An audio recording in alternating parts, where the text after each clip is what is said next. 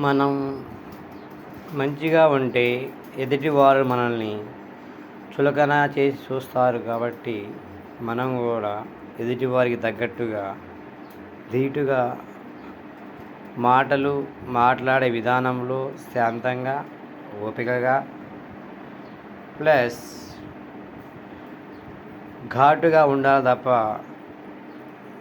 ఎదుటివారు మనసు నొచ్చుకునే విధంగా ఉండకూడదు. కనుక మన హిందూ సాంప్రదాయం ప్రకారం ఎవరిని కూడా నిందించకూడదు, ఎవరిని బాధ పెట్టకూడదు. శాతనైతే మంచి మాటలు చెప్పాలి తప్ప చెడు మాటలు చెప్పి ఎదుటి వారి వినాశనాన్ని కోరుకోకూడదు. ఇంత గొప్ప సాంప్రదాయంలో పుట్టి మనం ఎదుటివారి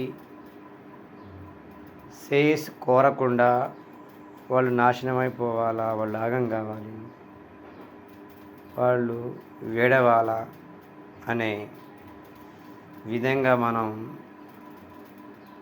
ప్రయత్నం చేయటం, చేసే పనులలో కానీ మాట్లాడే విధానంలో కానీ ఎదుటి వారి మనోభావాలు దెబ్బతినే విధంగా, మనసు నొచ్చుకునే విధంగా మాట్లాడే విధానం మనందరం కూడా మార్చుకోవాలి. మంచి సహృదయంతో అందరినీ ప్రేమించి పశువులను పక్షులను అందరిని కూడా మన ఆత్మ బంధువుల లెక్క చూసుకుంటూ సమాజంలో సంతోషంగా జీవించే విధంగా ప్రయత్నం చేయాలి తప్ప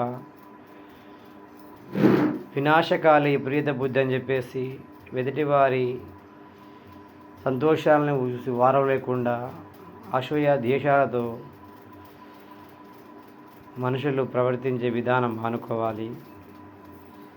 అదేవిధంగా ఏదన్నా ప్రకృతి విపత్తు జరిగినప్పుడు మన సాధనంత వరకు సహాయ సహకారం అందించాలి. పశువులకు కానివ్వండి, మనుషులకు కానివ్వండి, సాధన వరకు సహాయం చేస్తూ ఆ భగవంతుడి సేవలో కూడా కాస్తో కూస్తో పాల్గొంటూ 10 మందిలో ఒక్కలిగా కాకుండా 10 మందిలో ఒక్కళ్ళగా ఉండాలి. 10 మందిలో కలిసి జీవించడం వేరు, 10 మందిలో ఒక నాయకుడు లెక్క ఒక 10 మందికి ఆప్యాయత పంచి 10 మందిని ముందుకు తీసుకునే విధంగా నాయకత్వాలు అవలంబించుకుంటూ అందరికీ సహకారం అందిస్తూ ముందుకు వెళ్ళటమే మన హిందూ సాంప్రదాయం, హిందూ ధర్మం. కనుక ప్రతి ఒక్క హిందువు కూడా తోటి హిందువులకు, తోటి మనుషులకు సహాయం చేస్తూ ముందుకు పోవాలని కోరుచున్నాము. జై హింద్, జై జన్మభూమి, జై భారత్.